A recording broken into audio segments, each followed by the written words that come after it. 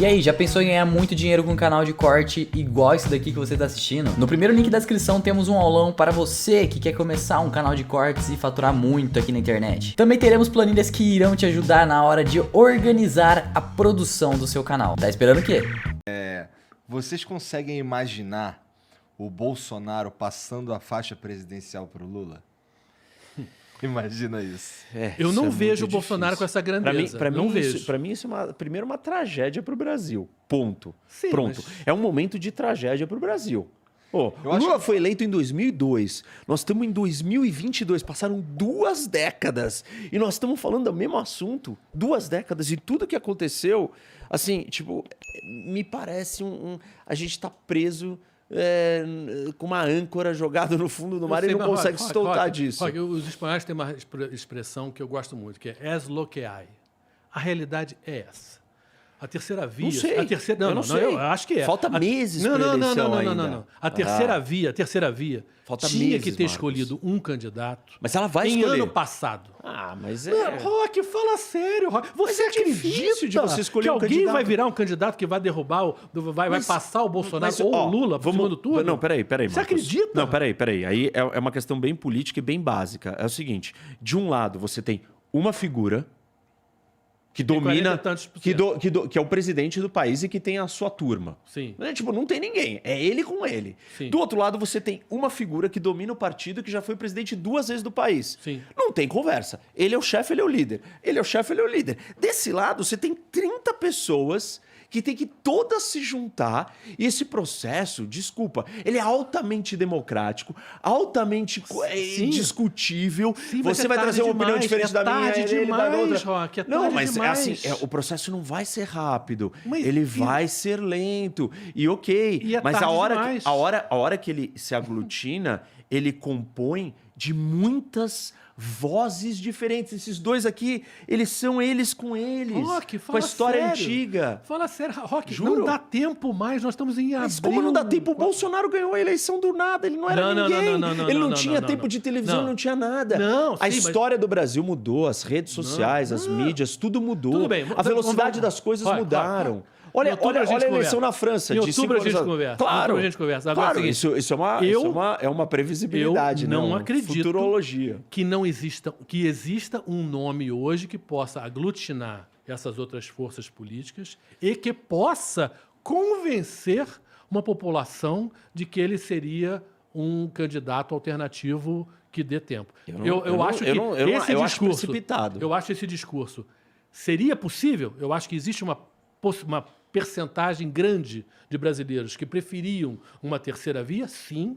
Agora, isso teria que ter sido acertado no final do ano passado, Acho que o para Brasil- ter dado tempo para esse Sabe candidato ou essa candidata. Sabe qual é o que eu poderia ter acho, sido a Marcos? Simone É que o Tebet, sei lá, brasileiro não para dar tá- tempo dessa pessoa se fazer como um nome novo. Então, que tivesse mas é uma que eu acho que alternativa. o Eu brasileiro- não acho que dá tempo mais. Já Eu tá acho que tarde o demais. brasileiro não está ainda focado em eleição. Tá. Ele não tá. tá Ele não tá ouvindo já pensando isso. nisso. Tipo assim, ele vai começar a falar disso lá em agosto, nos minutos finais, porque ele tem outras prioridades. Ele tem que lidar com realidades da vida, da inflação, dos problemas que eles têm na vida, no dia a dia. A política sim. não é a coisa assim, eu tô escolhendo meu candidato agora.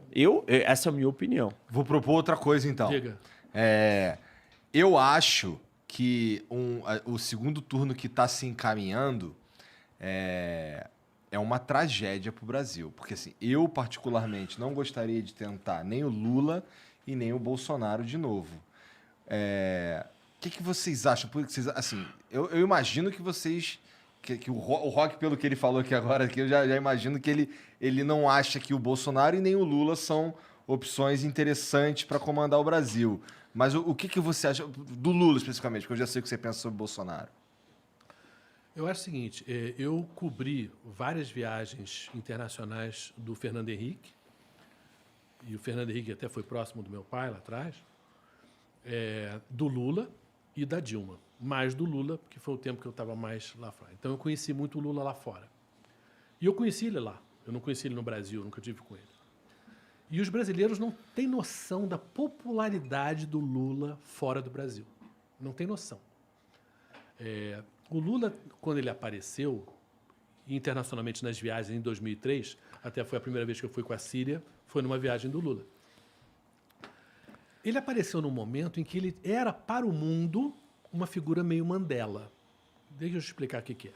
O Mandela foi uma figura no mundo político internacional da história, talvez mais próximo do que você poderia chamar de um santo. O cara fica 27 anos preso sobre um regime absurdo de racismo, que era o apartheid da África do Sul. Mas o Lula não tinha sido preso ainda. Peraí. E aí, quando ele sai, ele perdoa, né, dá a outra face para o adversário dele para fazer andar para frente o país dele, a África do Sul. Teve erros o Mandela, sim, na medida que ele pegou a parte política e esqueceu da parte econômica. Hoje você vai para a África do Sul, o dinheiro continua na mão dos brancos. Mas, enfim. Mas era uma figura super respeitada. No mundo, o Mandela era. Eu tive com o Mandela quando a Cidade do Cabo foi candidata a ser cidade olímpica e não conseguiu. O Lula, no momento em que ele apareceu no cenário internacional e que ele falava de fome e ele falava de pobreza, ele era uma coisa muito nova. Porque, de fato, ele sabia o que era fome e sabia o que era pobreza. Então, eu vi o G8 de Evian, por exemplo, acabar aquela foto de família que todos os líderes tiram foto. Ele estava como convidado, obviamente, o Brasil não estava entre os 8. E o Chirac e o Bush irem para cima do Lula, para conversar com o Lula. E chegava o Sérgio lá, que era o tradutor dele, porque o Lula não falava inglês. E o Lula, realmente, naquele primeiro momento, tinha um discurso que ele chamava de Sul-Sul, que era o Celso Amorim também, o Itamaraty brasileiro, que tem gente muito competente no Itamaraty, que chegavam com o dever de casa nessas viagens que eu via. Começava às 8 da manhã, acabava às 11 da noite. Era uma coisa atrás da outra. As viagens do Fernando Henrique tinham duas coisas. Um encontro com o primeiro-ministro e uma visita não sei aonde. Uma do Lula era muito trabalho. E tinha um cara que era sensacional. O Lula já é eleito. O Lula eleito. O Lula é presidente. Tá. Um cara que era sensacional, que era o Luiz Fernando... O cara da Sadia, esqueci o sobrenome dele. Que era o ministro do Comércio brasileiro. Que era um cara que tinha sido CEO da Sadia. Fugiu o nome dele, né? O cara era brilhante. E o Itamaraty era brilhante, porque ele chegava no teu país e dizia e sabia tudo que você comprava, tudo que você vendia e tudo que o Brasil podia oferecer para comprar e para vender. O comércio exterior brasileiro mais do que dobrou no primeiro mandato do Lula. Isso é fato. Então, eu vi o Lula lá fora com todas as qualidades culturais que nós temos como brasileiros, que é a capacidade de conversar, de sorrir, de brincar, de botar a mão, dar aquele abraço, não sei o quê, que é uma coisa que faz com que seja muito fácil ser brasileiro, né? No sentido de a gente conversa com qualquer um, né? A gente está na fila do banco. Bem recebido no mundo. Não, e não só no mundo, entre a gente tem uma capacidade de conversar que não é comum lá fora. Muito brasileiro que sai do Brasil, vai morar lá fora, achando que o Brasil é uma merda, se sente muito mal morando lá fora, porque a vida lá é árida, é seca. O estrangeiro não se aproxima de você do jeito que a gente consegue se aproximar. Então, o segundo mandato do Lula, quer dizer, quando de fato ele começou a ter resultados em relação à pobreza, que foi quando o Brasil passou a ver pobre ir a shopping center, pobre ir a aeroporto, quando você começou a ter uma classe média que ficou irritada de ver o pobre chegar onde ela estava. E foi quando começou a ninguém falar, mas o aeroporto parece rodoviária? Lembra desse tipo de frase que existia? Isso foi o governo do PT, sim. O governo do PT, do Lula, estou falando, teve um problema muito sério de comunicação. Por exemplo, o Celso Ataíde, que era da CUFA, fez um livro logo depois que o Lula saiu, perguntando nas favelas do Brasil ao que a pessoa achava, o que ela devia a melhora da vida dela. Porque melhorou de fato. Você vai ao Nordeste, o Nordeste é outro, em relação ao que era antes do Lula. E é engraçado que muita gente de classe média depois falou, poxa, é um absurdo quando a Dilma teve 70% e tantos % dos votos no Nordeste. Cara, se você morasse no Nordeste e visse o que era e o que ficou, era lógico que você votaria na pessoa. E se você fosse um pai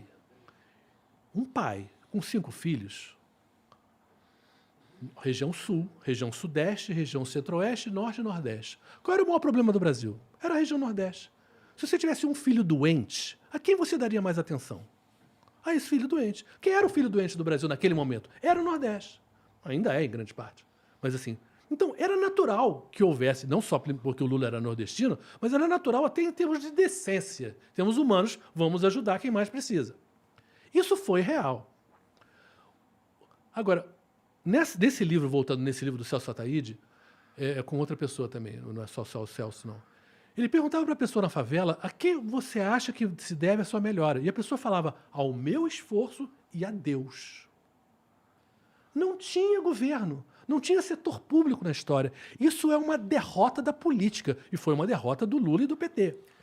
E foi uma grande vitória das igrejas evangélicas. Mas que depois a gente mas viu. Não é um pouco verdade, Marcos, que as pessoas Não. melhoram de vida? Não. Houveram políticas públicas muito Não tô claras negando de isso. melhorias, e isso existiram. Se a pessoa falasse, olha, a melhoria da minha vida se deve ao meu esforço, verdade, a Deus, possivelmente verdade, e que o prefeito passou a fazer coisas, ou que abriram cotas em universidades federais, que hoje, eu me lembro, quando eu fiz a universidade, eu fiz 3 universidades, eu fiz medicina, fiz sociologia e fiz comunicação. Só me formei em comunicação. Não tinha negro.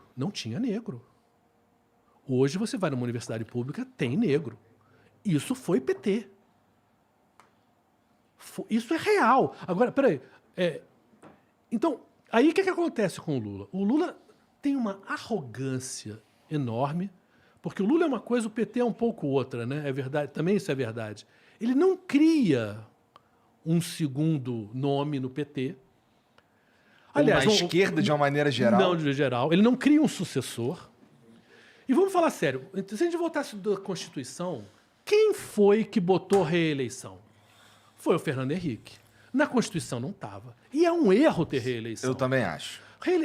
Sabe, eu acho assim, é para você fazer os teus 5 anos ou 4 anos e, sabe, e a tua ideia, você plantar a tua ideia e segue para ele, depois segue para outro, você vai entregar, mas a reeleição faz com que você haja no teu primeiro mandato para ser reeleito. Você vive 4 anos Você vive de campanha. 4 anos de campanha. Isso não é legal para o país, mas foi o Fernando Henrique que mudou a Constituição. Bom, voltando. Então, o que o Lula faz? Ele bota uma pessoa assim, completamente incapaz como política, que foi a Dilma. Eu vi a Dilma, eu entrevistei a Dilma como ministra ainda de Minas e Energia, lá em Londres. Que ela é inteligente, que ela tem uma capacidade técnica, eu não vou questionar. Agora, como pessoa política, ela foi um desastre. Porque ela era incapaz de fazer o que a política demanda, que é conversar com o diferente, conversar com o outro e falar, pô, gente, eu não aceito isso aqui, mas vamos nisso aqui, eu aceito. Isso. Então, o governo dela foi um desastre, eu acho que foi um desastre.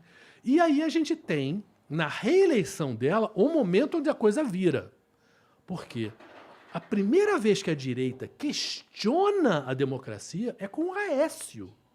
O Aécio é o primeiro a dizer que não sei se essa eleição os resultados foram limpos, não. E a gente já tinha urna eletrônica, que, aliás, vamos falar, não sei como é que o mundo não copia o Brasil. A urna eletrônica é brilhante.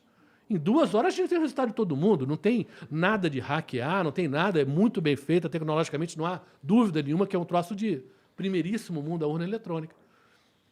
Então, ali a gente já tem uma deterioração da conversa política, onde a direita já vai para uma coisa que não é muito democrática, que é o questionamento de resultados na urna. Eu acho que, naquele momento, para o Brasil, teria sido interessante o Aécio ganhar.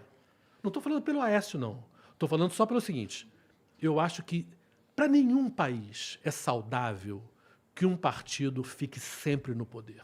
Concordo plenamente com você. Não é para a democracia isso não é bom. Eu concordo plenamente, mas eu quero falar ideias. de uma coisa que você falou e ela me soa problemática porque ela não condiz com essa... Enfim, com o que você demonstra acreditar que é essa ideia de que a gente tem que, na democracia, aceitar o diferente. E Marcos, quando você fala assim, a classe média não quer que a classe baixa tenha acesso a algumas coisas. Assim, primeiro que chamar a classe média inteira é um negócio assim, extremamente excludente. Não. preconceituoso e problemático. Porque, assim, eu não conheço pessoas... Eu Ou sou talvez eu classe conheça, média. talvez eu sou classe conheça. média, eu tô falando o seguinte, houve um Então, momento real. você queria que elas não querem? Eu torço, eu não. luto. Aliás, eu tô na também. política para lutar Tá para que todo Claro mundo que é. tenha acesso a tudo. Então, tô falando assim, é que eu acho que que esses parte- chavões, Não, assim, não, não, esses, eu acho assim, da parte do ideológicos do PT, Não é eles do são PT, problemáticos. eu assim, Essa era uma narrativa do Lula. Não. Ele repetia essa frase. A classe média não quer, a Marilena Chauí, eu não sei quem. Era uma repetição massiva. A classe média não quer que o pobre tenha acesso às coisas. Eu não sei quem é. E quem acha isso é extremamente problemático. Eu vou te dar um exemplo bem interessante, assim, de coisas engraçadas, assim. Durante a confusão ali eu era repórter da TV Globo, e a TV Globo é vista como mal para grande parte da esquerda, e agora E é vista pela como direita. mal pela direita do Bolsonaro agora. Mas Tô o falando PT acha a Globo o o fim da terror. picada. Isso. Assim, engraçado que lá atrás o José Dirceu achava que a Globo estava junto com o PT. Não sei como ele tirou essa ideia da cabeça. Mas, enfim, eu ia gravar uma passagem, aquela parte que o repórter aparece, né? Na praia de Copacabana. Ali era uma coisa assim, uma matéria de esporte sobre a Alemanha, tinha uma coisa, um mural pintado da Alemanha. Veio uma mulher e falou: você não vai gravar. Eu falei: como assim não vou gravar? Não, você é da TV Globo, a TV Globo é o fim da picada. Foi na época do impeachment da Dilma. A TV do Globo é horrível, horrível. E aí começa a juntar gente, não sei, aquela confusão. E ela, rígida, de que eu não ia deixar eu gravar, eu falei: minha senhora, sabe, eu sou uma pessoa, eu acho até que me vejo como mais de esquerda. Meu pai foi exilado político. Então por que você não pede demissão? Eu falei, meio assim, aí já tinha gente, eu falei: minha senhora, eu não concordo com tudo que a minha mulher diz. Eu vou me separar da minha mulher? Isso. Aí todo mundo deu uma gargalhada, etc e tal, mas ela não deixou eu gravar. Tive que gravar em outro lugar. Mas assim, e aí o outro lado, né? Veio uma senhora de classe média falando: eu odeio Lula. Isso num lugar que eu estava, num bar que eu estava. Odeio Lula. Falei: a senhora é carioca? Eu falei: ela falou: sou. A senhora odeia o Sérgio Cabral? Não. Eu falei: minha senhora, o Sérgio Cabral fez muito mais mal ao Rio de Janeiro do que o do Lula. Na verdade, o governo do Lula foi o governo federal que mais botou dinheiro no Rio de Janeiro, foi o governo do Lula. Tudo bem, mas Então, isso é política. eu só tô falando assim. Você gosta de um não, ou tô outro. falando assim. Eu tô só citando que a mesma classe média que não deixou eu gravar é a mesma classe média que, de certa maneira, não usou a lógica na coisa mais básica, do tipo, que ok que ela odiasse o Lula, não tem nada contra, é o problema dela, mas que ela não odiasse o Sérgio Cabral, mostra o quê? Que existe, sim, na nossa sociedade, um problema de classe social, sim. Mas a gente Que não é consegue visto, sim. quantificar. Existe um problema de Quando racismo? você Existe. reforça. Existe um problema do negócio do antinordestino? Existe. Isso é real. O Dória, para falar de São Paulo... Mas existe o Dória, tudo. Por que o Dória não... Por que o Dória nunca aproveitou que a cidade mais nordestina do Brasil é São Paulo? Não, mas assim... Sabe? E nunca aproveitou isso politicamente. Sabe? E não foi... Ele poderia ter sido um cara super popular pelas ações dele em São Paulo, falando: olha, o teu primo que está lá no Piauí, que está na Paraíba, que está no Pernambuco, sabe? Olha só, aqui em São Paulo a gente trata bem. E nunca foi feito. Mas por que não foi feito? Por que nós, como sociedade, não somos capazes de transcender isso? Né? E eu acho nisso que... Claro, eu não quero que você me pegue falando uma que coisa eu acho que da classe média. que eu acho que óbvio, esse é um gente. refrão Eu sou que classe não média como cabe, você é classe entendeu? média. Então... Eu tô falando assim, agora que a frase aeroporto está parecendo rodoviária foi uma frase real, dita por muitos da classe média, e que muitas dessas pessoas foram pro Bolsonaro, isso é verdade. Mas ela é uma frase dita por gente de todos os tipos. Não. E Todos você os não, tipos você não não. pode, Não fala isso. você não pode categorizar e falar assim: essa frase ela é um indício da classe média, querendo, Não, trazendo não. isso como uma luta de classes, entendeu? Mas Rock, um dos absurdos Não, hoje mas- do mundo é porque quando a gente fala em luta de classes, parece uma coisa maneira, Marx. Não, mas Agora, não, você esquece achar o Marx, que o não que for. existe uma coisa entre pobre e rico é negar a realidade. Não, mas a gente o que tá que vivendo, a existe? gente vive num país tremendamente desigual, num mundo que está A cada vez mais desigualdade e a desigual. diferença existe. Mas não é Enorme. isso. Você dizer que todas as pessoas que estão numa condição econômica Não, eu não falo. diferente... Não bota isso na minha boca. Não, é que você falou, a classe média. Não. É claro que eu tenho que falar que é um setor, sim. Então, tudo bem. Que nem o negócio do é Iraque. isso. Eu vou falar assim... Segundo os militares americanos, porque grande É que eu acho que essa parte da retórica classe não é média- construtiva, eu acho que é uma, entendeu? Mas eu acho que essa retórica não é construtiva para o Brasil. Para esse Brasil que você está descrevendo, sim, mas eu tô democrático, tolerante, Mas de eu troca. acho que existe ainda uma substancial parte do Brasil que é democrática e tolerante, porque eu acho que nós, como sociedade, Isso, a maioria. nós somos A assim. maioria. A Eu maioria acredito é que assim. a maioria da classe média não acha que as pessoas que não têm dinheiro poderem ir para o aeroporto é um problema. Essa é a minha crença de Brasil. Eu vejo um Brasil onde não existe esse nível de ódio e de preconceito. Existem pessoas preconceituosas, nazistas, racistas, sexistas. Claro que existe. Existe isso no planeta Terra, como você gosta de dizer. sim. No planeta Terra. Agora, o escopo e a quantidade, cabe a nós que queremos construir um Brasil diferente, não repetir algumas coisas que elas são muito... Sei lá, elas separam a gente e criam rixas que talvez não existam nessa escala. Existe gente da classe média que acha isso? Com certeza. Sim. Eu só não acho que é a maioria, mas é a minha opinião. Sim, Eu não mas acho que é a maioria. Essa pesquisa não existe. É isso. Essa pesquisa não existe. O que existe é o seguinte: infelizmente, as mídias sociais deram mais voz para pessoas que são mais radicais. Eu sou de uma verdade. época. Isso. Eu sou de uma Exatamente. época. Então, essas pessoas podem parecer mais do que elas são. E você Mas está elas- livre disso um pouco, porque você falou para mim que não está que eu nas redes, então você tá bem. ainda não estou nas redes sociais, tenho que entrar, obviamente, mas ainda não estou. Agora, o fato é que eu sou de uma época que se lia jornal. Existia no jornal uma coisa chamada Cartas do Leitor, né? Que se selecionava pessoas que escreviam coisas interessantes de críticas ao jornal, ou de sugestões, ou enfim, ou de comentários. Hoje isso não existe mais. Então, você abriu pelas mídias sociais a capacidade das pessoas de falarem de tudo, opiniões sobre tudo. E aí eu volto para aquela coisa da ciência, do antivacina. Quer dizer, se eu quebrar se o teu telefone caísse agora no celular no chão, você aceitaria uma opinião minha sobre como consertá-lo? Óbvio que não, né? O Bolsonaro, por exemplo, ele foi esfaqueado. Foi esfaqueado. As pessoas que mais amam ele, as famílias, os filhos, etc e tal, claro, estariam indo ao redor dele, mas agora, no momento de operá-lo, eles cederam a um desconhecido para operar o pai. Por quê? Porque esse cara, baseado na ciência, sabia Claro, o e não que fazer. não acreditar nisso é uma Então, aberração. essa coisa Isso é óbvio. antivacina é uma loucura, no sentido de que óbvio. como é que a pessoa pode achar que você não estudou medicina, não fez epidemiologia, não fez nada, e você é capaz de dar um voto e vira o capitão cloroquina e falar da cloroquina. Gente, sabe, é um absurdo, mas infelizmente a gente tem isso como uma coisa muito forte no Brasil hoje, que é todo mundo achar que tem direito a uma opinião, porque isso é liberdade de expressão. Mas, gente, se você entrar no avião, você não comenta para o piloto, acho que você devia fazer aquilo, acho que você devia...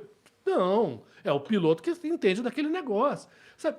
Então, infelizmente, com certeza. parte do ataque à mídia, parte do ataque à ciência, é um pouco o ataque a uma coisa do bom senso mais Então, mas sabe normal. sabe qual que é a coisa? Eu concordo com você, só que eu não acho que isso é um problema de direita e esquerda. Eu acho que isso é um problema de ignorância. Para mim, isso é um Sim, problema mas- de ignorância. Sim, mas E hoje tem esse ignorância. ataque está mais na direita. Mas esse ataque tá tem mais nos outras bolsonaristas. ignorâncias que estão do lado Sim, da mas- esquerda. sim, que mas- são, para mim, chocantes iguais, entendeu? O que Para eu mim não... não são iguais, Rock. Eu acho o seguinte, em relação à democracia, hoje, eu acho o Bolsonaro, ele ataca a democracia de uma maneira que o Lula não ataca nem perto. O comportamento do Lula em relação às instituições públicas não se compara ao do Bolsonaro. O Lula é um político muito mais hábil, né? Não, sim, tô falando, mas eu acho isso pra- genuíno. Isso é bom e ruim, né? Não, mas sim, mas eu acho genuíno. Eu acho que ele acredita na democracia. Ele foi um líder sindical numa época que ele tinha que lidar com as pessoas mais poderosas do que ele. Claro, os donos das fábricas, etc. e tal. Então, ele teve que aprender a lidar com o mais poderoso. E eu acho que ele é. viveu isso genuinamente. E nas assembleias lá dos sindicatos da vida dele, ele teve que aceitar quando perdeu e quando ganhou. Então, eu acho o Lula genuinamente democrático de uma maneira que o Bolsonaro claramente se diz que não é. Eu diria o seguinte, o Bolsonaro foi um cara que falou... É um cara eleito pela urna eletrônica que bate na urna eletrônica. Sim, que bate na urna eletrônica. Mas e que falou? Eu tive 4 filhos homens e aí eu fraquejei e tive uma filha mulher. Que isso? Atacando as mulheres? Aí falou, eu não queria que meus filhos tivessem nenhuma relação com negros porque eu eduquei eles bem. Racista. Aí falou, se um filho meu fosse gay, eu preferia que ele tivesse morto. Falou. E defendeu o torturador. Qualquer pessoa que lê minimamente o que é uma tortura não pode concordar com nada disso. Nada disso. Eu acho que são coisas muito... Não estou falando de esquerda, nem de direita, nem de política, estamos falando de uma coisa decente. E eu não quero uma pessoa dessa na minha festa, no meu churrasco. Eu não quero na minha pelada uma pessoa que diga essas coisas. Porque eu acho que é muito errado a um nível humano, de decência humana. E o que...